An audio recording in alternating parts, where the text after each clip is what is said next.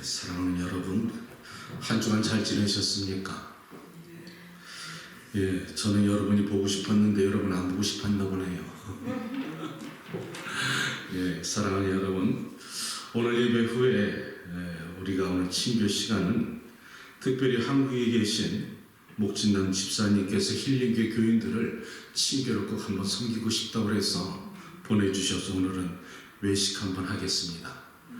또한 오늘 계속적으로 고윤관 집사님 위해서 계속 기도해 주시고요. 다음 주는 부활주일 예배가 있습니다. 사순절 기간 동안에 깊이 묵상하시고 예수님의 부활주일에도 감사의 물질도 올려드리는 여러분들이 되길 바랍니다. 오늘 제가 예배를 갖다 준비하면서 제가 참 이렇게 반주자님과 이렇게 인도해 주신 찬양이 너무 감사했는데요. 마음이 너무 고요하더라고. 그래서 이렇게 일찍 와서 준비기도 하고서 이렇게 찬양을 인도해 주시니까 이렇게 마음이 고요할 수가 있구나. 참 이게 찬양의 능력이라는 게 참 아름답습니다.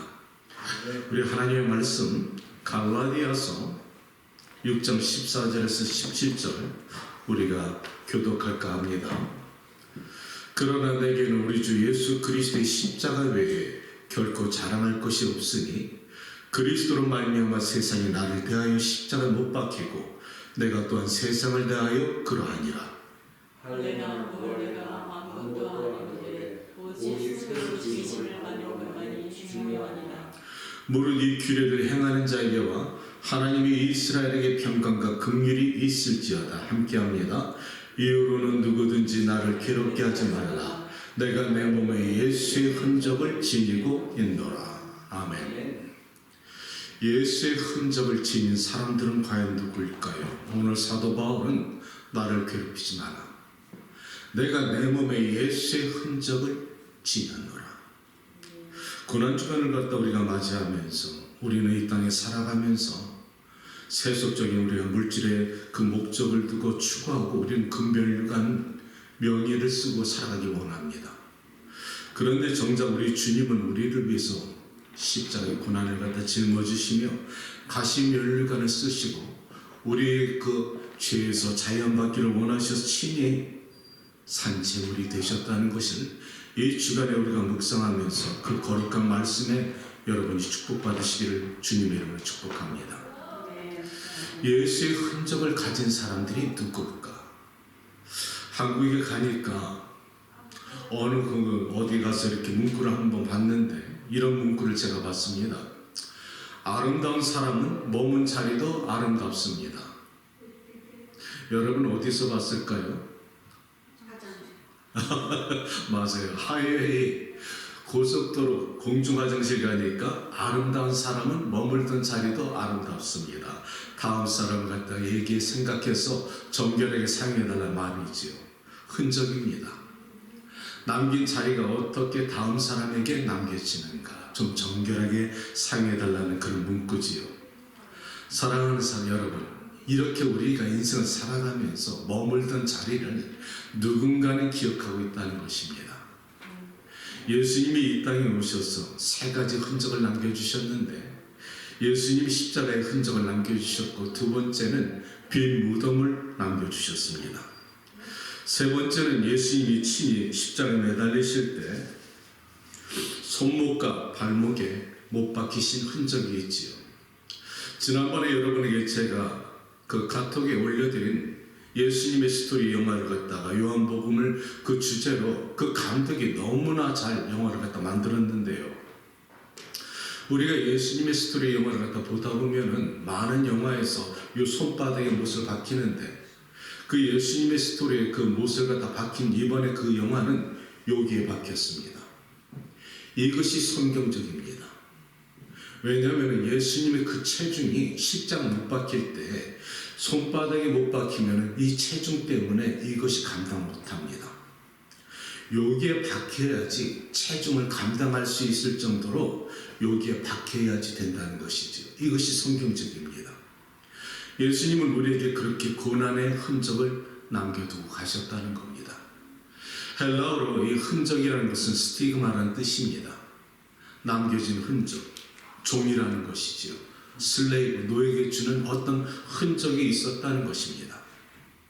우리의 삶에 예수의 흔적을 가지고 살아가는가? 여러분이 예수님의 흔적을 가지고 살아가십니까? 우리가 주님은 나의 하나님이시고 나의 아버지시고 나의 주님이십니다. 정작 이렇게 말하면서 우리는 주님의 십자가 돌아가신 비아돌로로서 그 길을 한 번 정도 한번 깊이 묵상하면서 그 동서를 따라가면서 나도 모르게 그 흘리는 눈물을 흘려본 적이 있습니까? 이번 주간이 사실 이 고난 주간이고 오늘 종료 주간을 갖다가 주일을 맞이하면서 주님은 그렇게 우리를 갖다가 이 성경으로 우리를 초대한다는 것이지요. 저는 이 말씀을 준비하면서 1985년도에 부활절을 제가 생각을 해봅니다. 제가 1985년도에 예수님을 갖다 첫사랑 만나고 나서 참 뜨거웠습니다. 사랑하는 여러분, 난 여러분이 예수님을 사랑한 그 첫사랑을 깊이 묵상하시고 그 은혜를 다시 회복하시기를 주님으로 축복합니다. 제가 그 당시에 얼마나 주님을 깊이 사랑했는지 죄가 깊은 만큼 은혜도 깊더라고요. 예수님 한마디 하면 나도 모르게 눈물이 주르르 흐르고 천지가 아득해 그냥 뿌에 눈물이 흘러가지고 그러던 순수한 첫사랑이 있었는데 신앙생활이 30년이 지나서 오늘까지 왔으면 더 충만해야 되는데 언젠가 나는 무릎을 꿇고 주님 앞에 기도하다 보니까 그 첫사랑의 순수함을 오히려 잃어버리고 타성이 붙었고 습관이 붙었고 익숙함이 붙었고 경건의 능력은 그렇게 보이면서 능력은 상실해버린 내 자신을 발견하면서 십자가에서 무릎 꿇고 회개하는 나를 갖다 발견하게 되는데요. 그 첫사랑을 회복하고 싶은 거예요. 그때 그 순결한 모습을 갖고 싶은데 그 예수의 흔적을 가지고 내가 살아가고 있는가? 내 안에 예수의 흔적이 있는가? 내 삶에 예수의 흔적이 있는가? 이 말씀을 준비하다 보니까 1985년도 그 부활절 생각이 제가 나더라는 것입니다. 그때 여러분에게 간증한 것처럼 제가 그 예수님의 사랑을 받고 첫 번째 비즈니스를 슈리표를 주셨는데 참 열악했다고 말씀드렸지요. 남들이 참 나보고 어리석다, 미쳤다, 스투핏이라 말했습니다. 그도 그럴 수밖에 없는 게 예수님 믿고 뜨겁게 사랑하는 청년 집사가 말도 안 되는 그 멕시칸 할아버지 가게를 갖다 돈을 주고 사면서 기술도 없지 영어도 못하는데 어떻게 거길 들어가느냐고 세상 사람들이 바라볼 때 미쳤다 어리석었다 이렇게 생각하는데 나는 하나님께서 이 가게가 네 거래. 그러니 말씀하셨으니 도망가고 싶었지만 거절하고 싶었지만은 그 말씀에 믿음으로 순종해서 들어가 버린 거예요. 믿음이라는 것이 현실을 바라보고 내 상식과 이성적으로 판단하면 안 되는 것인데 하나님이 말씀하셨으니까 하나님은 실수가 없으니까 아멘 하고 들어갔더니 하나님께서 그 일꾼 하나를 준비해 주시고 어깨 너머로 베어가지고 3개월 만에 그 가게를 혼자 운영하게 됐는데 너무 더럽고 열악한 가게니까 매상이 너무 형편없더라는 것이죠. 그 2년 동안 참 많이 울었습니다. 그런데 눈물만 흘린 것뿐은 아니야. 그 눈물 속에 감사가 있었고 감동이 있었고 감격이 있었고 기적이 있었더라는 거예요. 내 삶의 그 2년에 그 가장 가난하고 고통스럽고 고난이 있었을 그 슈리페 샵은 내 인생이 통털어서 뒤돌아보면서 가장 은혜로운 인생의 순간이 어디였습니까? 하면 난 주저없이 슈리페 2년입니다. 그 안에서 많은 눈물도 흘렸지만 간증이 많았기 때문에 얼마나 세밀하게 하나님 나와 계셨는지 언제는 돈이 없어서 너무 가난해서 주저앉고 울고 말았고 어느 날 비가 새어가지고 주인이 고쳐주지 않아서 탄식하면서 울었고 어느 날은 기계가 워낙 골동품이고 랜디스 머신이라 이 기계가 고쳐주는 사람이 없어요. 옛날엔 옐로 페이지 보고 우리가 사람 찾았잖아요. 이 슈리페 머신을 고치는 사람 옐로 페이지 찾아도 랜디스 머신 고치는 사람이 없어. 그러면 나는 어떻게 해야 될까요? 돈이 없으니까 세계에 사지 못하고 그 큰 기계를 붙잡고 주여 믿습니다 기도만 하는 거예요. 말 못하는 기계를 붙잡고. 그러면 철컥철컥 바뀌더라니까. 그러던 어느 날 주여 믿습니다 하는데 안 바뀌어. 완전히 고장났어. 그때는 이제는 안 되는구나. 그래서 철썩 주저앉아가지고 낙심하고 있는데 손님 하나가 들어옵니다. 그래서 내가 눈물을 닦으면서 나가서 개나리를 피워했더니 그 손님이 오히려 나한테 묻는 말이 뭐 도와줄 게 없느냐예요. 하도 기가 막혀서 당신이 나한테 도와줄 게 뭔데? 했더니 자기가 랜디스 머신 고치는 슈리페어맨이래. 지나가다가 슈리페어 샵을 바라보고서 이상하게 도와줄 게 없느냐고 들어왔다는 거야. 머리부터 발끝까지 소름이 쫙 끼치는데 하나님이 천사를 그렇게 보내주시는데 내가 어떻게 하나님을 모른다는 수가 있는가. 그 할아버지가 내가 이 기계를 고쳐달라 하니까 그 기계를 고치는데 뒤에서 바라보는 나는 또 한편에 마음이 조마조마한 거지. 얼마를 달라고 할까? 돈이 없으니까.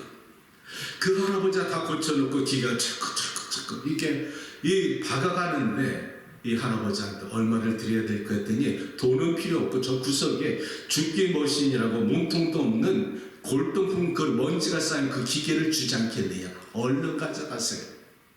그분이 2년을 갖다 제가 그 가게 끝날 때까지 도와주셨습니다. 내가 그렇게 하나님이 세밀하게 순간순간마다 기가 막히게 역사하시는 하나님을 내가 체험했는데 어떻게 내가 예수의 흔적을 가지고 모르게 살겠는가. 그러던 어느 날 그때가 1985년도 부활절 딱 이맘때예요. 아마 월요일쯤 된 것 같아요. 내일쯤. 그 다음날 내가 슈리를 갖다 손님이 찾아가지고 그 구두를 갖다 수선하고 있는데 내 기억으로는 여성이 힐을 갖다 고치고 있었어. 여성 신발을. 그러면서 내가 고치면서 이런 생각을 한 거예요. 주님, 이번 주간이 고난주간인데 당신이 2000년 전에 나를 위해 십자가에 돌아가셨다는데 나는 문자적으로 단어적으로 그 말씀은 이해할 수가 있습니다. 그런데 당신이 당하신 그 고난, 십자가의 고통에 내가 동참하지는 못했네요. 제가 당신의 십자가에 매달리신 그 고통과 고난을 조금만 동참할 수가 없을까? 이 기도가 끝나자마자 내 오른손에 슈퍼글루 아세요? 크레이지 글루. 이 액체입니다. 강력 접착제인데 이것이 손에 조금만 묻어서 이렇게 붙으면 안 떨어져요. 이것을 떼려면 면도칼로 살을 베야지 떨어져. 그렇게 강력 접착제가 갑자기 물총처럼 내면에 탁 튀어들어온 거야. 이야, 그때 눈에 탁 들어왔는데 눈이 불이 나기 시작하면서 마치 화살에 쏘인 것처럼 통증이 나기 시작하는데 털썩 주저앉아가지고 그때 이런 생각이 들어요. 끝났다. 이 눈에 이제 911을 불러도 이것은 못 고치는 거야. 끝났네. 그러면서 내가 한 생각이 참 이상하지. 응급실 뛰어갈 생각도 안 하고 무릎을 꿇으면서 너무 통증이 나서 눈물이 힘없어 흘렀는데 내 마음 한구석에 그래. 내가 예수님께 방금 전에 당신의 고난에 조금만 동참할 수 없을까? 그래서 만약 예수님이 내 한쪽 눈 멀게 하자. 그러면 한쪽 눈 멀고 내가 예수 흔적 갖고 살지. 내가 한쪽 눈 갖고 살 수가 있잖아. 좀 불편하지만 내 살아가면서 예수의 흔적 갖고 살면 되지 뭐. 그러니까 말할 수 없는 또 감동과 감격이 그 기도가 되니까 한쪽에서는 감동과 한쪽에서 통증의 눈물이 함께 쏟아져 내리더라는 거예요. 그러다가 어느 순간에 뭐가 무릎에 툭 떨어지는데 그 눈 한쪽 눈으로 바라보니까 촛농 같은 게 떨어진 거예요. 알고 보니까 내가 눈에 이 들어온 슈퍼글루가 액체가 고체가 돼서 굳어가고 떨어진 거예요. 거울을 바라봤더니 눈은 완전히 실핏줄이 터져가고 피눈물이 나고 있는데 그때 내가 예수님의 흔적 그 고통을 동참하기 원했던 그 사건 이후로 예수님의 은혜가 내 안에 각인이 되어서 내가 평생 예수님의 흔적 갖고 살게 있습니다. 그 각오로 오늘까지 온 겁니다. 아멘.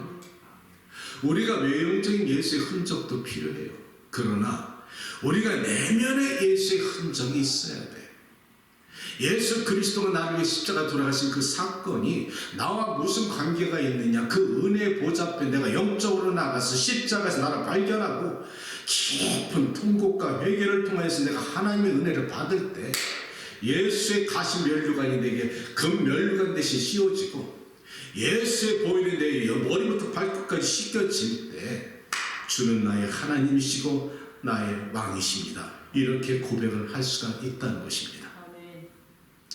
오늘 종려주일을 맞이하면서 2000년 전에 예수님께서 예루살렘에 입성하시고 예루살렘 그 이후로 돌아가시고 나서 오늘 기독교 역사 가운데 예수의 흔적을 갖고 살아온 사람은 얼마나 많으냐. 12사도뿐 아니라 바울도 그랬고 막달라 마리아, 아리마대 요셉, 니고데모, 평신도 수많은 신학자들, 오늘 목사님들, 수많은 사람들이 예수의 흔적 갖고 살아왔는데 과연 여러분들은 예수의 흔적 갖고 살아가십니까? 나는 여러분들이 영적으로 내면에 예수의 흔적 갖고 살아가신 여러분들이 되길 바랍니다. 그러면서 나는 한 세 사람을 성경적으로 찾아봤습니다. 오늘 저는 베드로를 한번 생각해 봤습니다.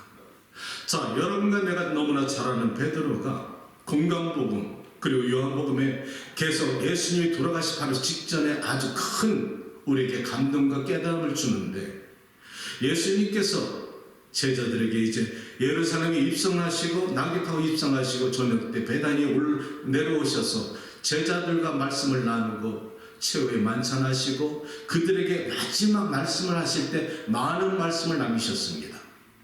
그리고 예수님은 이제 떠나갈 것을 아시고 이제 내가 너에게 먼저 가고 후에는 너희도 나를 따라오리라 하니까 수제자 베드로가 옆에 있다가 주님 무슨 말씀을 그렇게 하십니까? 당신이 어디 갈지라 내가 끝까지 따라갈 것이고 내 목숨이라도 버리겠습니다. 예수님께서 베드로야 네가 그렇게 말하지만은 후에는 나를 따라오겠지만 네가 달기 물기 전에 네가 나를 3번 부인하리라. 예수님은 그렇게 말씀하셨다는 것이죠. 베드로는 정녕 그럴 수가 없습니다. 그는 항상 생각이 즉흥적이고요. 급했고 그는 마음이 예수님을 진정으로 사랑하는 수제자는 맞습니다. 영생의 말씀이 주께 있사온저 내가 어디로 가겠습니까? 내가 죽기까지 따르겠습니다. 이렇게 당당하게 말하던 그가 그날 밤에 예수님께서 겟세마네에 붙잡히시고 요한과 함께 가야바 제사장이 그들 앞에 잡히셨을 때 뒤늦게 궁금해서 이 베드로가 따라가서 그것을 바라볼 때 그들 앞에 있던 시종들이 당신도 예수와 함께 있던 자가 아니냐 할 때 그가 3번을 부인합니다. 새벽에. 무슨 말이냐? 나는 그를 모른다. 3번째는 심지어 말하기를 저주하여 가로되 나는 그를 알지도 못한다. 3번 부인할 때 마치 그 부인하자마자 새벽 달기 울더라. 그때 정신이 들은 이 베드로가 그 새벽 달기의 울음에 고발당해서 밖에 뛰어나가서 통곡을 하더라 이 말이야. 그리고 예수님께서는 그 제자를 갖다 바라보시고 안석게 바라보시고 주님은 겟세마네 동산에서 이제 빌라도에게 가시고 그날 오후 3시에 운명하십니다. 그리고 제자들에게 마지막 부활하시고 나서 이 베드로에게 다시 나타나시고 제자에 나타나시고 3번을 갖다 나타나셨는데 저는 성경에서 가장 감동적인 여러분이 잘 아는 장면을 여러분에게 소개하고 싶은데요. 디베랴 바닷가에서 40일 되던 날 예수님께서 3번째 제자들에게 나타나실 때가 어디입니까? 디베랴 바닷가. 제자들 중에 수제자 베드로가 예수님께서 40일 동안에 부활하셨지만 3번을 나타나시면서 간혹 나타나셔서 말씀을 나눠줬지만 어떤 때 나타나지 않으시니까 이 베드로가 그날 밤에 기다리다 지쳐가지고 나는 도저히 못 참겠다. 차라리 고기나 잡으러 갈래. 그렇게 뛰쳐나갈 때 제자들이 함께 뛰쳐나가서 밤이 새도록 고기를 잡았지만 한 마리도 잡지 못하더라. 그날 디베랴 바닷가 새벽가에 내가 예루살렘에 갔을 때 참 아름답더라고요.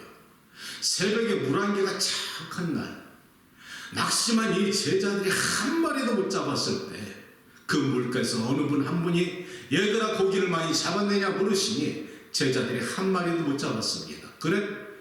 그렇다면 오른쪽에 그물을 던져봐라. 그래서 그들이 말씀에 순종해서 오른쪽에 그물을 던졌더니 153마리가 잡히더라. 그때 제자 중 한 사람이 예수님이라 하니까 이 성격 급한 베드로가 겉옷만 걸쳐 입고서 물에 뛰어들어서 예수님께 물가로 찾아옵니다. 물가로 찾아온 예수님께서 그 디베랴 바닷가 물가에 숯불을 피워놓고서 제자들을 위해서 조차를 갖다 준비하신 그 아름다운 풍경을 한 번쯤 생각해 보시기 바랍니다. 예수님은 여러분을 그렇게 기다리고 계신다는 겁니다. 여러분은 예수님을 어떻게 보고 계실지 모르지만 예수님은 항상 여러분이 어디 있을지라도 찾아가시고 빈자리를 채워주시고 여러분의 마음에 채워지지 못한 것을 채워주시는 하나님의 아들이시라는 겁니다. 그때 예수님께서 베드로를 바라보시며 그 유명한 말씀을 하십니다. 요한의 아들 시몬아, 네가 나를 사랑하느냐? 잘 들어보세요. 내가 여러분한테 지금 묻는 건데 내 물음이 예수님의 질문이라 생각하고 한번 여러분의 마음속으로 지금 대답해 보세요. 요한의 아들 시몬아, 네가 나를 사랑하느냐? 첫 번째 말하니까 예수님께서 말하니까 베드로가 내가 주를 사랑합니다. 아멘. 내 양을 먹이라. 요한의 아들 시몬아, 네가 나를 사랑하느냐? 내가 주님을 사랑합니다. 내 양을 치라. 요한의 아들 세 번째 물으실 때 네가 정말 나를 사랑하느냐? 그때 베드로가 성경에 어떻게 말하냐면 근심하여 가로되 주님, 내가 주님을 사랑하는 것을 주님이 아시나이다. 자, 내가 주님의 마음으로 지금 여러분에게 내가 예수님의 질문으로 여러분 할 테니까 여러분이 속마음으로 대답 한번 해보세요. 사랑하는 딸아, 네가 나를 사랑하느냐? 사랑하는 딸아, 네가 나를 사랑하느냐? 사랑하는 딸아, 정말 네가 나를 사랑하느냐? 어떠세요? 첫 번째 대답하고 세 번째 대답 동일합니까? 내가 이 질문을 갖다가 화요 모임 기도에서 어느 권사님에게 권사님, 제가 지금 예수님의 마음으로 권사님의 질문을 할 테니까 세 번 똑같이 대답하시고 세 번째 대답과 첫 번째 대답 차이가 무엇인지 알려주세요 했더니 그 권사님이 세 번째 자신 없이 하시는 말씀이 목사님, 첫 번째 대답은 쉬웠습니다. 두 번째 대답도 쉬웠습니다. 근데 세 번째 예수님의 음성으로 들으니까 혹시 내가 지금 잘못하고 있지 않는가? 내가 지금 혹시 무슨 잘못을 감추고 있는 것을 주님이 아시지 않는가? 그래서 날 갖다 물어보시나? 주님이 뭘 알고 계시나? 이런 마음 안 드셨어요? 베드로가 그랬다는 겁니다. 세 번째 대답에 자신이 없어서 근심하여 가로되 주여, 내가 당신을 사랑하는 것을 주님이 아십니다. 왜 주님이 세 번을 물었을까? 이겁니다. 많은 성경학자들은 이렇게 말합니다. 베드로가 세 번을 예수님을 부인했고 심지어 저주했을 때 베드로가 그날 밤에 상처가 있었을 것이다. 그의 상처는 흔적이 되어서 아픔이 되어서 예수님이 그 상처를 치료하지 않았다면 그는 평생 그 아픈 흔적 갖고 살아가는데 예수님이 그날 새벽에 세 번을 갖다 물으시고 그 베드로가 세 번 사랑한다는 고백을 통하여서 베드로의 상처를 치료했다고 그렇게 말씀을 합니다. 아멘입니다. 저도 그렇게 믿습니다.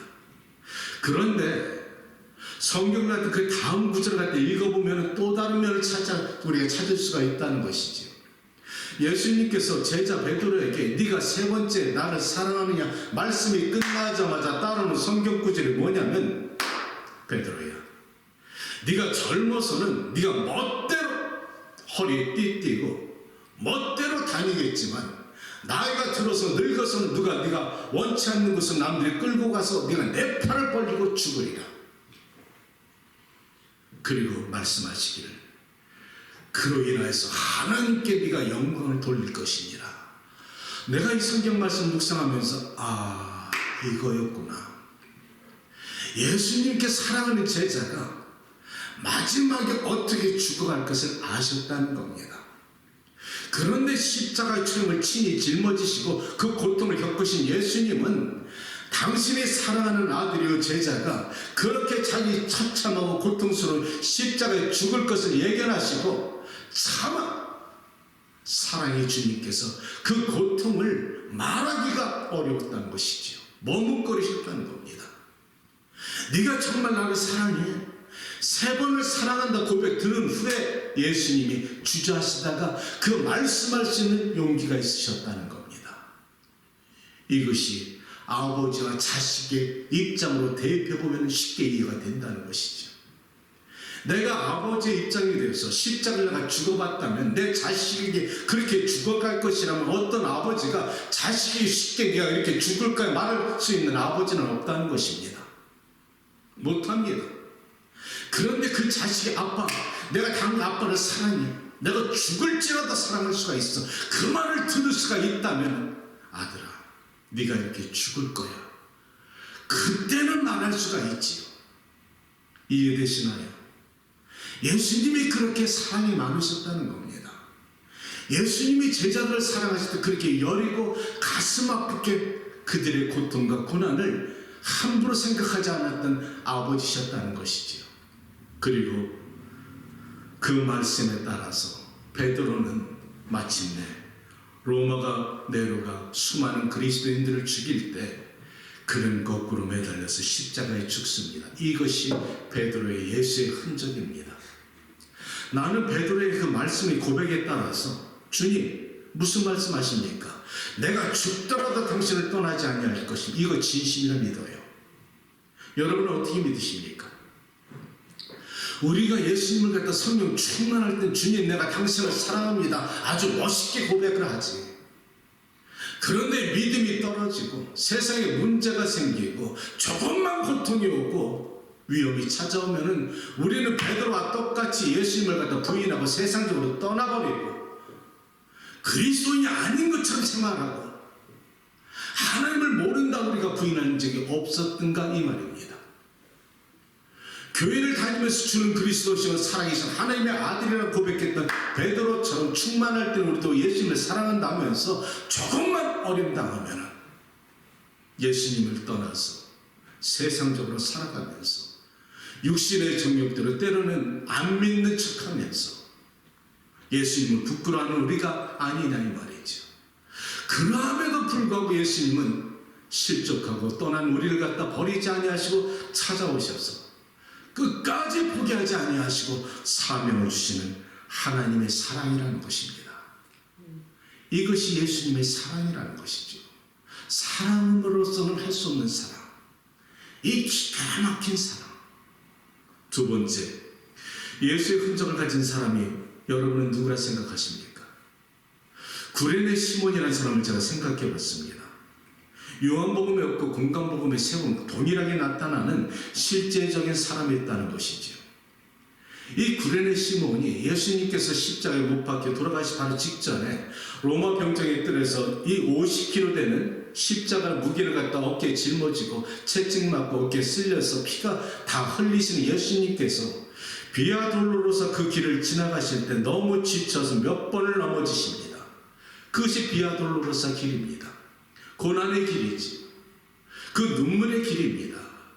그런데 로마 병정이 십자가 처형을 빨리 해야 되기 때문에 재촉하다 하다 못해서 예수님을 도와줘야 되기 때문에 근처에 구경하는 그 재수없는 한 사람 붙잡아서 만만하게 보이는 한 사람 붙잡았으니 성경은 그 사람을 구레네 사람 시몬이라 설명하고 있다는 것이죠. 세상에 가장 재수없는 사람이 붙잡혀가지고 예수님의 십자가를 어깨에 짊어지고 갈보리 산상까지 갔다는 것입니다. 사랑하는 여러분, 십자가의 무게가 50kg입니다. 수직선으로 세워진 하나만. 그런데 예수님이 그것을 짊어지고 넘어지신 것은 50kg 되는 십자가를 한번 져보자고요. 얼마나 무거운지. 채찍 맞고 찢겨지신 그 아픔으로. 그런데 예수님의 십자가 무게보다 예수님이 넘어지신 것은 전 인류의 죄가 그 안에 함께 있었다는 거예요. 온 세상의 죄악이 그 십자가에 짊어지고 가셨기 때문에 그 십자가의 무게가 무겁다는 겁니다. 예수님께서 그렇게 가시다가 우연히 할 수 없이 부지중에 재수 없이 짊어진 이 구레네 시몬의 그 십자가가 시몬의 예수의 흔적이 되었다는 것은 상상 못한 일입니다. 그는 투덜투덜하면서 왜 나냐? 하필이면 이 수많은 사람들 때문에 나를 붙잡아서 이 십자가 초인장 내가 끌고 가야 되는가? 그는 골고다 산서까지 끌고 갔겠죠. 그리고 마침내 그 가까이에서 예수님이 십자가에 돌아가신 것을 본 증인이 되었을 것이라고 추측합니다. 예수님이 오후 3시에 돌아가실 때 하늘이 어두워졌다 성경은 말하고 있지요. 땅이 지진했다고 합니다. 성소의 휘장이 갈라졌다고 말합니다.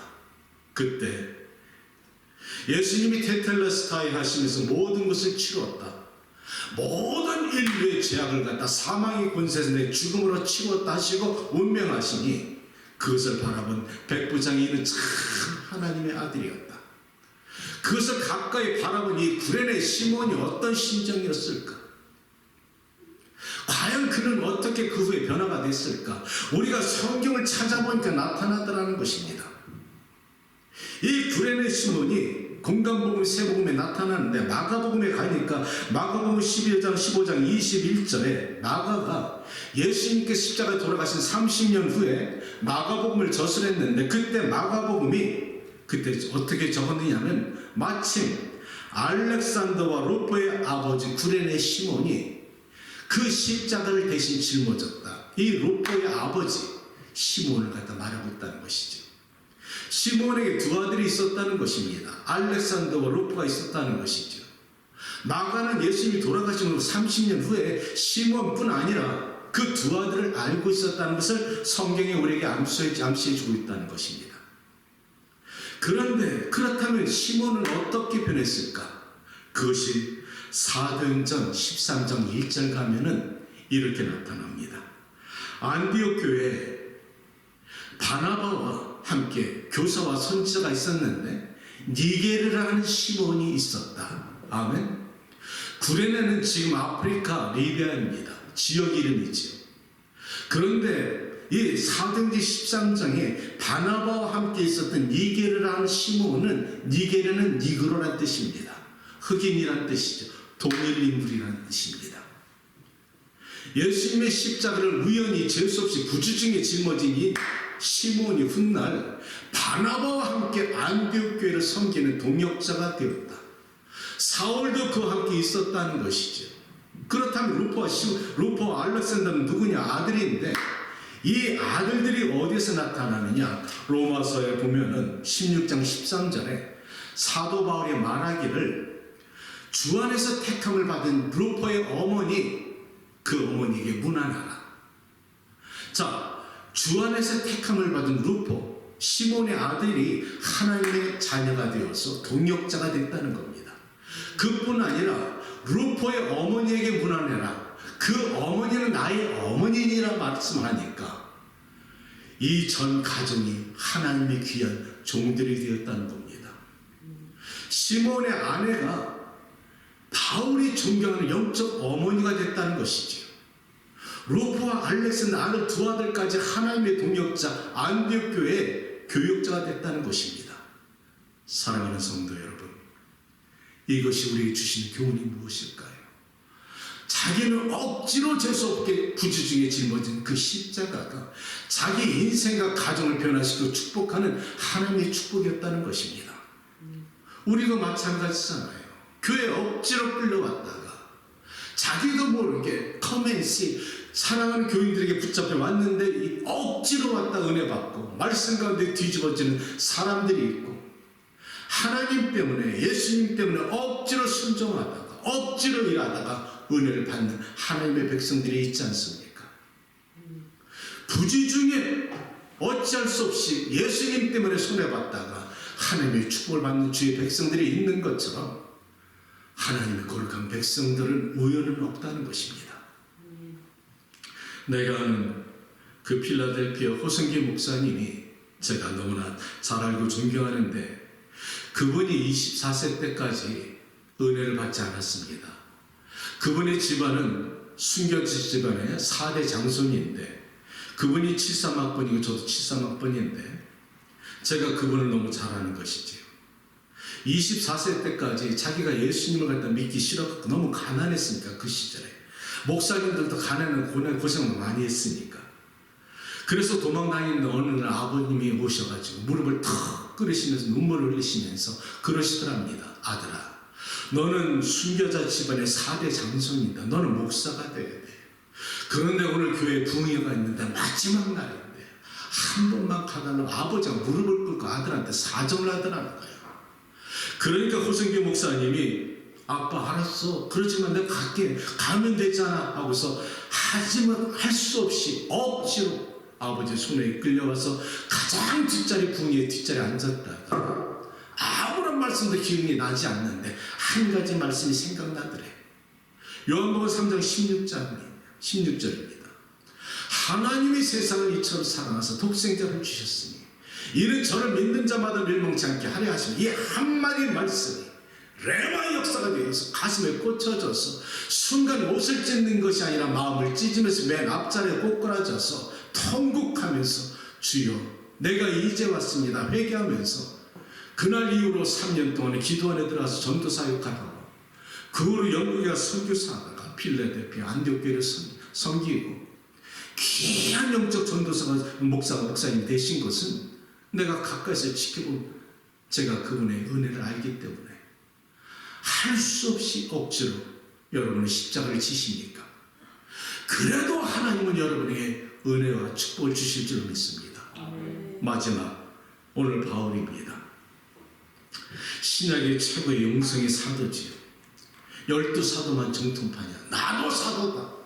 그래서 이 사도 바울이 항상 바울 서신 13서 13개를 쓸 때마다 항상 서도에 이렇게 말하잖아요. 하나님의 부르심을 받고 예수 그리스도의 종단 나 바울은 정체성을 정확하게 말합니다. 초창기엔 그렇게 말씀하시다가 나중에 끝에 갈수록 나중에 어떻게 변하느냐면 나는 죄인 중에 괴수라. 이렇게 겸손하게 낮춰가시는 그분의 영성은 오늘 기독교 역사에 길이 남고 가장 신약의 가장 귀한 믿음의 영성의 지도자지요. 그런데 오늘 성경은 이렇게 말씀하잖아요.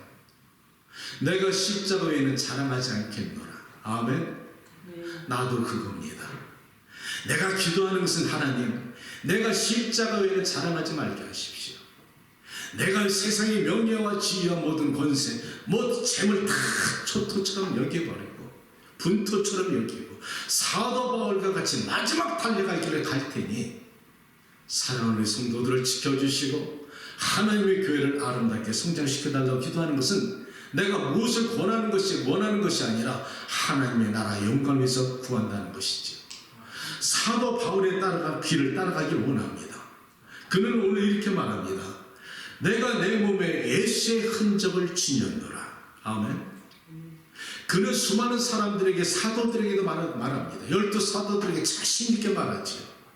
고린도서 11장 23절에 내가 수고를 넘치도록 하였고 옥에도 갇혀봤고 매를 수없이 맞아봤고 40에 한 대 모자는 태장도 5번을 맞았고 죽기까지 했으며 배가 몇 번 파손당하였고 헐벗었고 굶주렸고 내가 고통을 당하여도 내가 달려갈 길을 내가 한 번 없이 달려가지 않을 것이니 마지막 달려갈 그 골대를 정확히 찾아가서 내가 하늘에서 주신 그 생명의 멸관 그 영광을 위해서 달려가겠노라. 무엇이 그를 변화시켰습니까?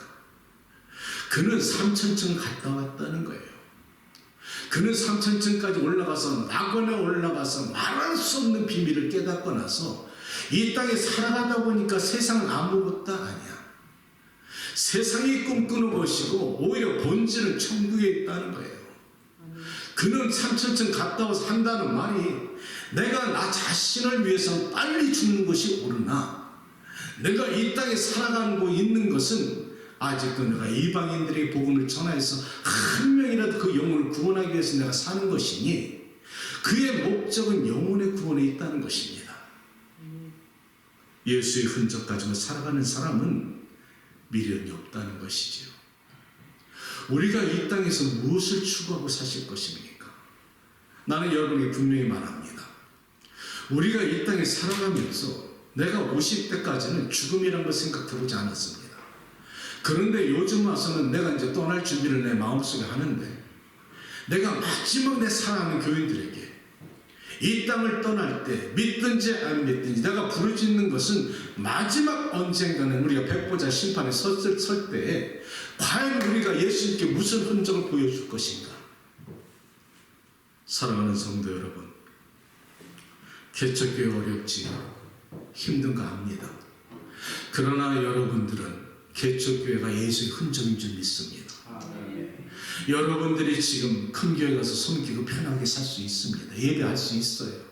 그러나 개척교회 목주는 목사 함께 눈물 뿌려서 이 하나님의 성전을 진실하게 건전하게 작은 교회지만 하나님의 영광을 위해서 쓰임 받는다면 여러분의 인생에 예수의 흔적이 남아가지고 장차 하나님의 나라 백보자 심판대에 섰을 때 예수의 흔적을 보여줄 줄을 믿습니다. 잠시 힘들고 무너지고 싶을 때 나도 그럴 때가 있거든. 그런데 내가 이 시간에 내가 예수의 흔적 붙잡고 사는 것은 훗날 백보자 심판 가서 아들아 네가 세상에서 무엇을 하고 왔느냐. 주님, 내가 부족했지만 몸부림쳤습니다. 내가 죽고 나서, 여러분이 죽고 나서 여러분의 자녀들이 여러분을 바라볼 때 여러분의 자녀들이 내 엄마는 어떤 사람이었어, 내 아버지는 하나님의 사람이었어, 이것이 예수의 흔적인데 내 자녀들에게 내 엄마 아빠는 잘 먹고 잘 살다 갔어, 이것은 아니잖아요.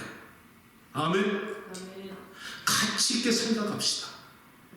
작게 어렵게 고통스러울지라도 나 있는 환경 속에서 목숨 바쳐 충성하고 하나님 위해서 충성하면은 하나님의 나라 예수의 흔적 가지고 많은 사람에게 존경받고 떠날 때 사람은 죽으면 이름을 남기고 호랑이는 가족을 남긴다는데 여러분은 개척교회 힐링교회를 섬기고 길갈의 12돌처럼 하나씩 세워서 자손들에게 남겨줄 수 있는 믿음의 그 귀한 주인공들이 되실 줄로 믿습니다. 힘내시고 우리가 작은 일에 충성하다가 사명 붙잡고 살아가시고, 오늘 베드로는 비겁한 사람이었습니다. 베드로는 순간적으로 변할 수 있는 사람은 예수님 버리지 않았고, 니게르라는 시몬도 평민이었고 평신도였습니다. 바울은 살인자였습니다. 그럼에도 불구하고 예수의 흔적 붙잡으니 하나님의 귀한 사도로 오늘 예수의 흔적을 우리에게 주신 귀한 믿음의 사람들처럼 여러분 또한 예수님의 흔적 붙잡고 살아가신 귀한 믿음의 사람들이 되시기를 주님의 이름으로 축복합니다. 종료주의를 맞이하면서 예수의 흔적을 가진 자들 말씀을 통해서 우리가 말씀을 나눴습니다. 하나님, 나는 금멸류관 싫습니다. 예수의 흔적, 가시멸류관도 한번 쓰게 하시고 주님이 십자가의 고난을 걸어가신 그 아버지 하나님의 고난에게 그 동선을 따라가면서 구경꾼 중에 한 사람이 되어서 주님을 바라보면서 눈물 흘려서 고맙다고 기도하고 고백할 수 있는 우리의 영생이 될 수 있도록 축복하시는 이 고난주간과 종료주의는 헛되이 시간 보내지 않을 줄로 믿습니다. 우리 성도들의 마음에 예수 그리스도의 흔적 남게 하시고 그 사랑과 은혜로 살아가는 동안 아름다운 주님의 제자, 사도적 신분까지 감당할 수 있는 귀한 믿음의 종들 만들어 주시옵소서. 예수님의 이름으로 기도합니다. 우리 이 찬양을 부르면서 사명, 오늘 주신 말씀을 같이 묵상하시며 찬양하시겠습니다.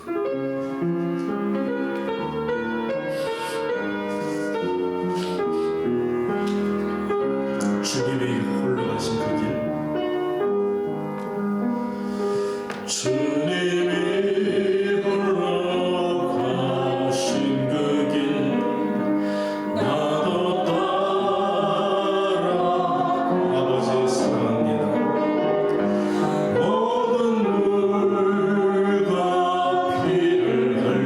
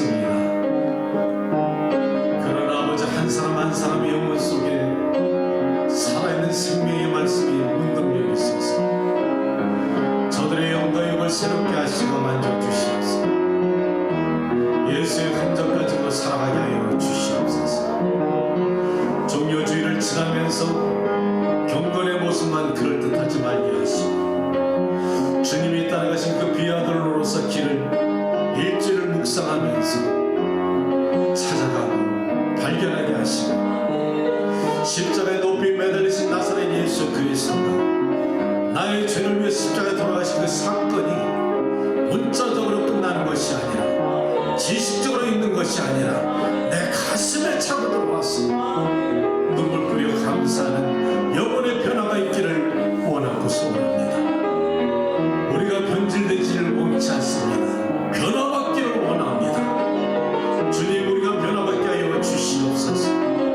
십자가의 사랑 앞에 나가게 도와주시고 우리 가정을 지켜주시고 예수의 흔적을 남기고 가는 어머니 아버지가 되게 도와주시고 예수의 흔적을 지니고 부모님을 변화시킬 수 있는 자녀들이 될 수 있게 도와주시고 교회가 예수의 흔적을 남기고 이 땅에 아버지를 떠나가는 교회를 만들어 주시옵소서.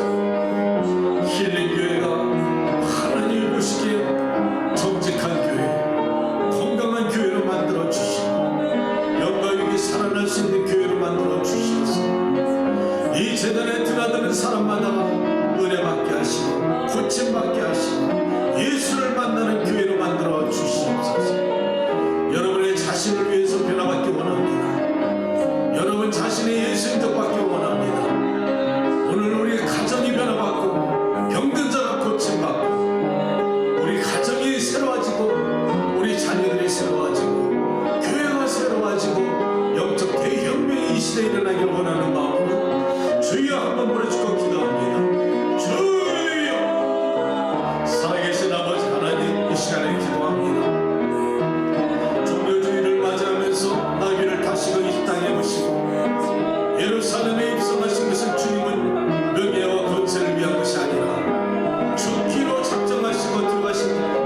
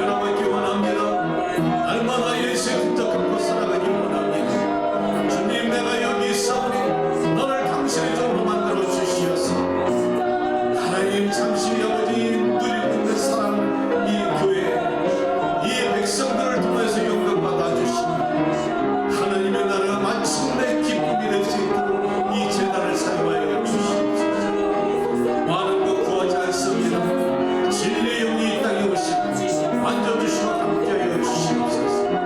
감사합니다. 주님 영광받아 주시옵소서.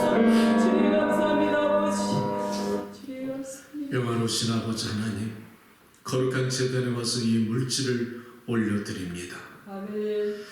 이들의 마음이 이 물질에 있어서 하나님께 올려드리오니 성경에 말씀하신 대로 천사들의 금증반에 받아서 분양이 되게 하시고 하늘에 바쳐진 대로 영광이 나타나게 도와주시옵소서. 아멘. 훗날 천국에서 하나님의 상급이 될 수 있도록 깨닫게 하시고 누리게 도와주시옵소서. 아멘.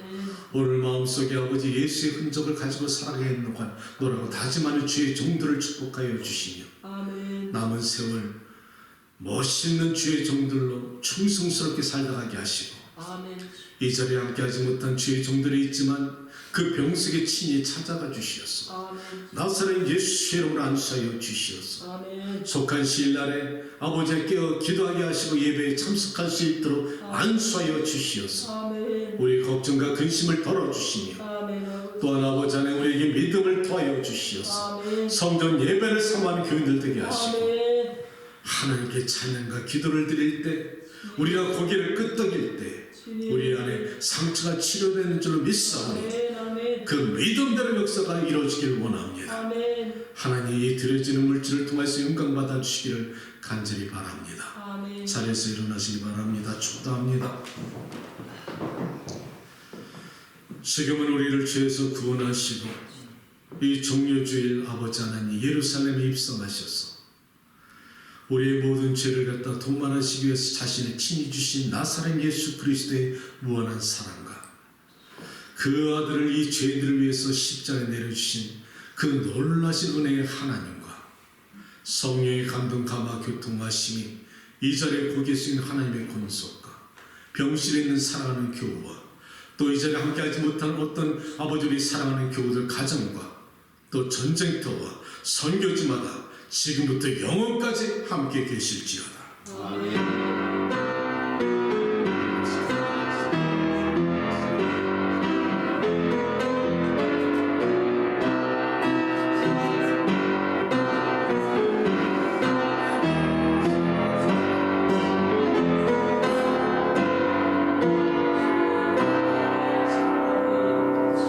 예배 마쳤습니다. 하나님께 감사. 광고 드린 대로 한국에서 있는 목진단 집사님께서 여러분에게 친교한 것처럼 자 끝나고 정리하자마자 마실이죠 식당이? 네, 거기 가서 우리가 친교하는 시간 갖겠습니다. 한 분도 빠지지 마시고 함께 하시길 바랍니다.